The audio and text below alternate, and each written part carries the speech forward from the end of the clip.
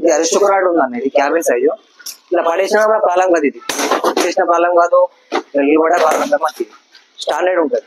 మళ్ళీ ప్యాకేజెస్ అయితే మనకి ప్యాకేజెస్ కింద పడ్డా కూడా గ్యారంటీ ఉంటుంది, 7 years రిప్లేస్మెంట్ వారంటీ.